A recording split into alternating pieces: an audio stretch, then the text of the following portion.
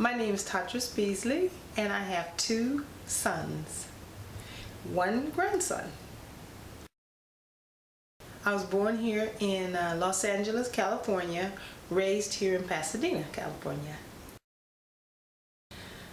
High school, I attended Pasadena High School for the 9th and 10th grade, first semester of 10th grade. Then I transferred to Blair for the 2nd semester of 10th grade and 11th grade. I graduated out of high school in the 11th grade, but I walked with my class, my 12th grade class. I went to Bryman Medical School and got my certificate or license for back office for medical assistant. I had my first son, Aaron, in 1981. My second son, Israel, was born in 1983. Oh wow, it was amazing. I'm a very, I believe in God a lot. So there's a scripture in the Bible that tells you when you have your first son, the joy that you feel, and it was just overwhelming. It was an overwhelming joy.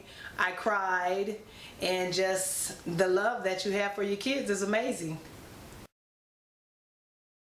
Well, since high school, I've done quite a few things, believe it or not.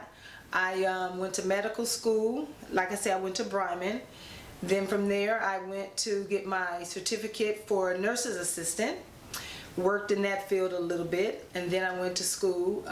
When Aaron was about 7, I went back to school and got my cosmetology license. So I held a cosmetology license. I still have my cosmetology license. For a living now, I work for the city of Pasadena. I've been there for 11 years. Prior to that, I was self-employed all my adult life. I was married, yes. Married for about maybe a year and a half. Separated for 5 years, and then divorce came final.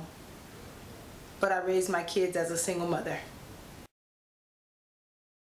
Well, number 1, you have to put the fear of God in them, and you have to make them fear you, because I feel like if you don't have them fear you, or not fear in a way that they're scared, but to the point of respect, because men will run over you as a single mom if you don't. Where I changed my lifestyle a lot of times is when I was working as a self-employed mother. I had to cut my job short so that I wouldn't have latchkey kids, because I always wanted to be at home with my sons when they got home from school. So it takes a lot of sacrifice, because of course I put them in sports and all different kinds of things. So I had to be there with them because I was the only one there. And sometimes it was a struggle, but we got through it. We got through it. I think that I couldn't really teach them how to be men. I could teach them respect for people, to be polite in this life, and I would always tell them respect would get you around the world and back. And so I taught them how to respect God, how to respect people, and how to respect women. I would tell them, open the door for women. If you see a woman that needs help, help her. And I think the biggest challenge that I had was by them not really having their father around, their hurts and their pains. I tried to make it where they didn't feel a lack of anything. So I would always have dinners and parties and entertain and stuff. So all my friends became their aunties, their uncles, their extended moms, their extended dads, so they wouldn't feel the loss of not having a father in the home. And I think I did a pretty good job with that. So, because growing up, they asked for their father when they were little, like maybe 4 or 5 or whatever, but as they got older, they didn't experience that lack of not having him around. So I think that was the biggest challenge though.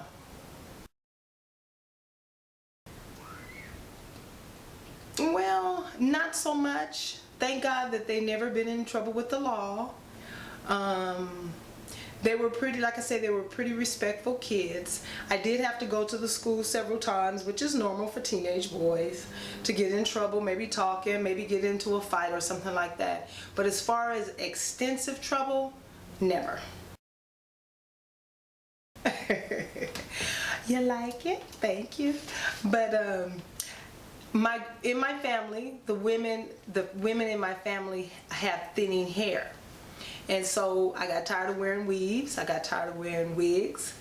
And one day I just looked at my hair and said, it's thin, cut it off. So I cut it off. And I get so many compliments with being bald. And I love it.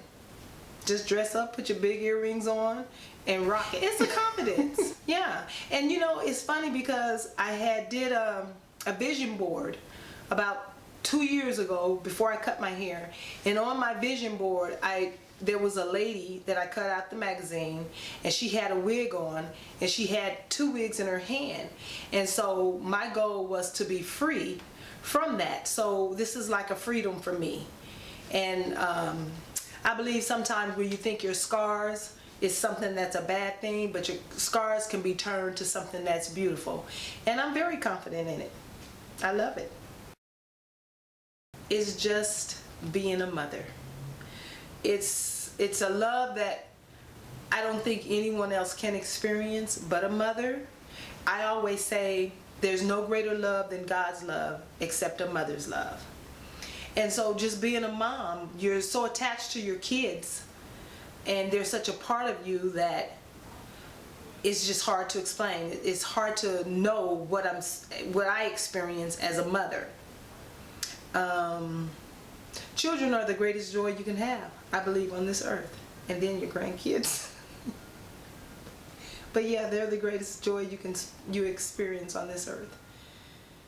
Being a mom, there's nothing that you wouldn't do for your kids.